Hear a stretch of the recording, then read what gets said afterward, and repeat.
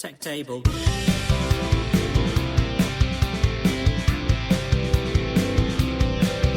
Table.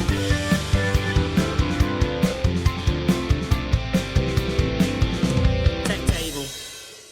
Hello and welcome to the Tech Table, the Technical Staff and Theatre Workers podcast. It's the podcast in which I talk to people who work backstage in the technical side of the industry about how they got in, their experiences and any advice they can give to anyone trying to get in. This is episode 10 of season 5, the final episode of the season. What a fantastic season it's been. Really, really enjoyed it. I hope you've really enjoyed it too. The numbers have been staggering. If you want to get in touch via the socials, give us a follow on Instagram, TikTok, X, Facebook, Threads and YouTube. It is Tech Table Pod on all of those, so give us a search, give us a follow, look at some of the great new content that is getting put up all the time. If you want to send us an email, it's techtablepod@gmail.com, so get in touch, say hi, send us some questions. Really, really, really happy with everything that's going on, and we're ever expanding, so that's really cool. Tell your friends, tell your family, tell anyone you know that is interested in theatre, and anyone who's not interested in theatre, because it might make them interested in theatre. And so, without further ado, let's see who is at the Tech Table for the final time of Season 5 with me today. I'm here with my guest at this time. If you'd like to introduce yourself and tell me what your current job title is. Yeah, my name's Tony Gayle. I'm a theatre sound designer. Excellent. And how did you get into theatre? Good question. I got into theatre because I left football. I stopped playing football when I was 16, 17. I thought I was going to have a career in football. Didn't happen for various reasons. Yeah. And I was always had an interest in sound, so I went into a course in Lewisham College called Stagecraft. And it mentioned sound, and that's all I was interested in. And I realised it's about theatre sound, so you learn all disciplines in theatre, backstage, lighting, sound, everything. So, yeah. All right. So are you, what drew you to sound? Was it just... Well, I mean, sound's in my DNA. I mean, I've grown up with music, sound playing all the time. You know, for any reason, there's a party, so which includes food and music. So, yeah. Excellent. And you trained at Lewisham. Yeah. What was your first paid job in theatre? That's a good question. First paid. I'm still searching for it. First paid job. I would say, it would have been joining Autograph Sound as a full-time member of staff there. Oh, Autograph's a hire company. Yeah, hire company, Autograph Sound, according to hire company, working in their warehouse. Excellent. So, yeah. And so how did you make the transition into design? Sort of by accident, really, because it was, I've always had an interest in engineering. That's my background, engineering, making things sound good and working with things. And so, but working at Autograph, you surround yourself with loads of people, designers, engineers, associate sound designers, mixers, programmers. And I sort of realised, I can do this design stuff, but I didn't really put myself out as a designer. I just kept on doing what I'm doing, and people liked, and they asked me to be a designer show, and it sort of went on from there. What was the first show you designed? Oh, God. I mean, it would have been something, I can't remember the name, but it would have been something at the Bridewell Theatre using float mics, no radio mics, float mics, and not enough speakers, basically. Oh, right. So, yeah, so it would have been something at the Bridewell, and to this day I still do stuff at the Bridewell, old Victorian bathhouse. Yeah. I can't remember the name of it, but it would have been something at the Bridewell Theatre. Excellent. And so you were an associate as well on several shows, including Mormon, obviously.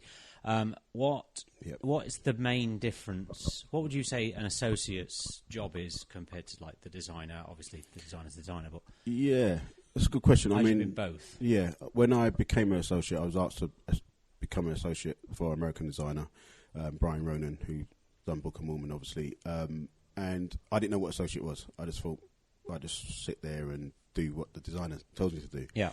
And I sort of realised it's a bit more than that. It's more, you are the eyes and ears for the designer when they're not in the room or not in the space.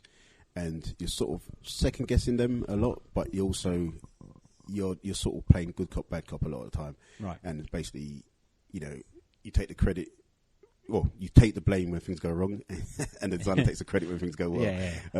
But it's that conduit between the production staff and producers and design team and creatives. And I suppose especially because Brian's American, you're sort of the face of him in this country as well. Correct. Yeah.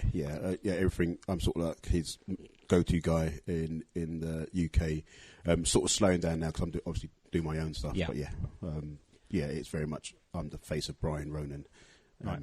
And others. Excellent. Give us a list of a list of shows you've designed That you can remember. Yeah, I can remember. Next to Normal, Get Up, Stand Up, the Bob Marley musical. Wild Rose up in recently in Edinburgh. Trying to think, going back even further back than that, I would say Wild Party at the Ever Palace.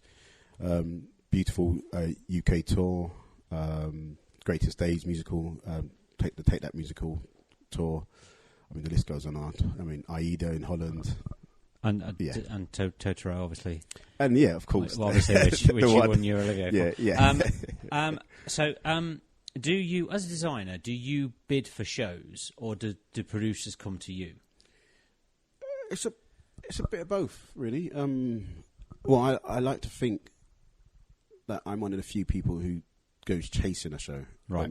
If I know something's coming up or something that's interests me, either music or the team, I will actually go out and say, look, I would like to be involved in this. And it doesn't always work, but sometimes it does. But invariably, producers and directors contact me directly and say, they've seen my other work and they like it and they would like me to join the team. Oh, excellent. When you were first starting out as a black man in the industry, when you were first starting out designing wise, did you find that you were almost stereotyped in the shows you were being offered to design, or has it ever been like that at all? Funny enough, I was starting out. I was never stereotyped into the shows I was doing mainly because there wasn't really many black shows. Well, I suppose, fair enough, so I was just whereas now there's a lot more black shows, full black creative teams, cast, producers, which is great, and so I'm sort of like the default, black sound is the go-to because I am I think there's one of two maybe that I know of at that level anyway. Who can add something to it.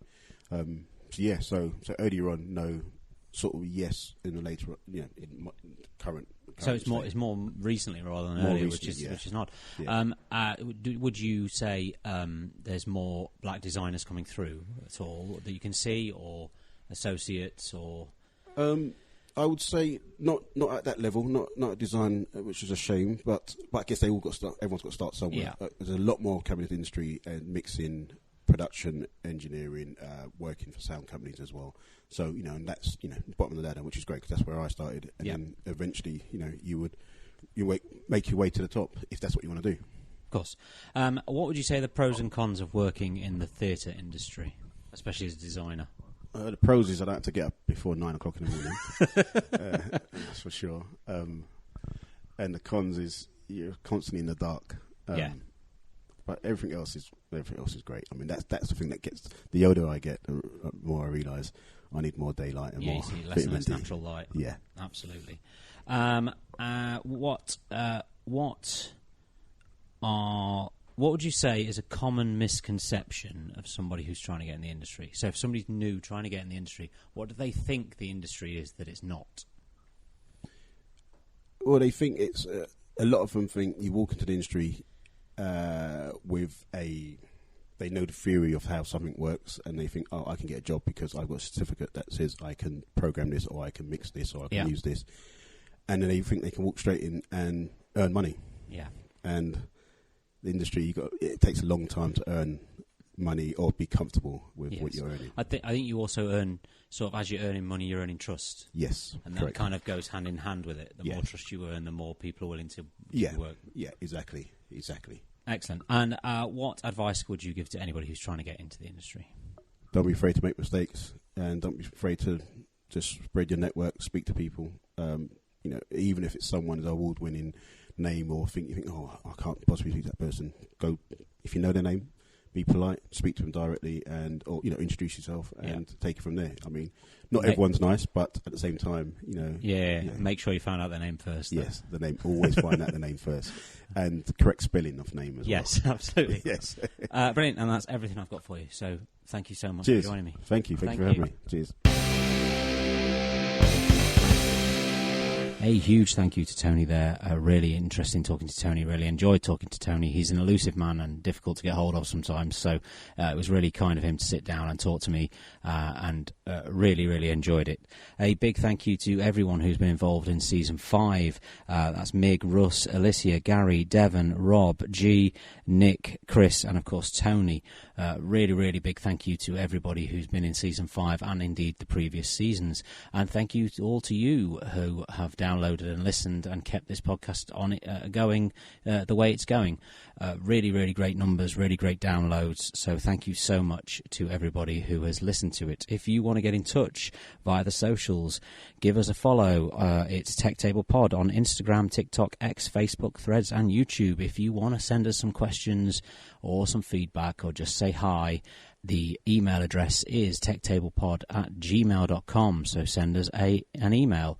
Tell your friends, tell your family, tell everybody you know who's interested in theatre, and anyone who's not interested in theatre, give this podcast a download, give it a listen, tell everyone you know. Let's get this podcast out there. We need to help people. We want to help people who are trying to get in the industry, but we also want to get out there to people who are interested in theatre in general, because there's a whole industry behind the people performing on stage that a lot of people don't know about. So I think it's really interesting.